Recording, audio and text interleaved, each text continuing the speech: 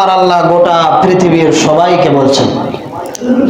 এবার আল্লাহ সূরা বাকারার 168 নম্বর আয়াত আমার আল্লাহ বলেন, ইয়া আইয়ুহান নাসু কুলু মিম্মা ফিল আরদি হালালান তাইয়্যিবা। আল্লাহ বলেন, হে পৃথিবীর মানুষ,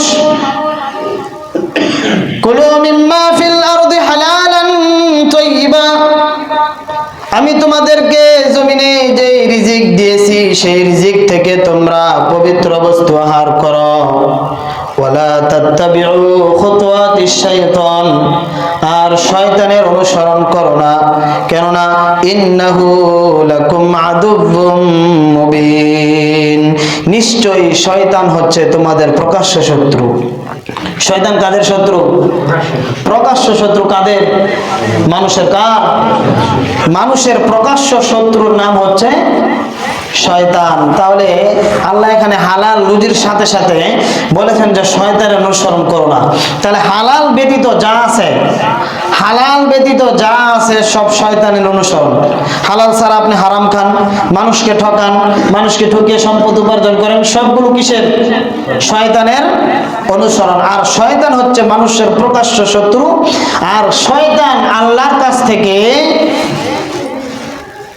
সে পাওয়ার নিয়ে এসেছে, মানুষকে সে বিভ্রান্তি করে দিবে, মানুষকে সে বিভ্রান্ত করবে, এই শক্তি আল্লাহ কাছ থেকে শয়তান নিয়ে এসেছে। দেখেন সূরা আরফ, সূরা আরফের 11 থেকে 18 নম্বর আয়াত পর্যন্ত আল্লাহ সুবহানাহু ওয়া তাআলা বর্ণনা করছেন যে ওই যে ঘটনা আমরা জানি অনেকটাই, যে মানব জাতিকে মানে আদম আলাইহিস সালামকে যখন আল্লাহ সৃষ্টি করলেন, সৃষ্টি করার পরে আল্লাহ আদেশ করলেন সেজদা করার জন্য।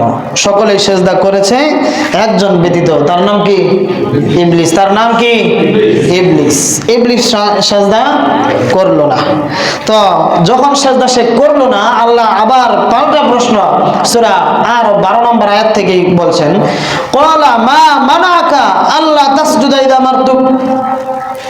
শয়তানকে বলছেন যে আমি যে আদেশ করলাম সেজদা করার জন্য, তুমি যে আদেশ সেজদা করলে না, তুই যে সেজদা করলি না, মা মানাকা, কিসে তোমাকে বাধা দিয়েছে? আল্লাহ তাসজুদা ইযা মারতুক, আমার আদেশ অমান্য করার জন্য কে বাধা দিল? তখন শয়তান একটি কথা বলেছেন, ক্বালা, তিনি এসেই বলল, আনা খায়রুম মিন, আমি হচ্ছে তার থেকে শ্রেষ্ঠ। বলুন নাউযুবিল্লাহ। আমি হলাম তার থেকে শ্রেষ্ঠ। কিভাবে? খলাকতানি মিন নার ওয়া খলাকতাহু মিন তিন, আমাকে সৃষ্টি করা হয়েছে আগুন দ্বারা আর তাকে সৃষ্টি করা হয়েছে মাটি দ্বারা, অতএব আমি হলাম তার থেকে শ্রেষ্ঠ, উত্তম, আমি কেন তাকে সিজদা করব? আল্লাহ বলেন, ক্বালা ফাহবিত, তুই বের হয় এখান থেকে, নেমে যা। ফামা ইয়াকুনু লাকা আন তাতাকাব্বার ফিহা, এখানে যারা থাকবে তাদের কোনো অহংকার থাকতে পারে না, অহংকারীদের এখানে কোনো জায়গা নেই। আনতা তাকাব্বারু ফিহা ফাখরুজ ইন্নাকা মিনাস সাগিরিন, আর অহংকার যারা করে, ভালো করে শুনেন, অহংকার যারা করে, যেই সমস্ত মানুষ নিজেরা নিজেদের ক্ষতির মধ্যে পতিত হয়, যারা অহংকার করে তারা হলো তাদের অন্তর্ভুক্ত। আমি যদি অহংকার করি কোনো বিষয়ে, তাহলে বুঝতে পারবেন যে আমার ক্ষতির মধ্যে আমি নিজেই পা দিলাম।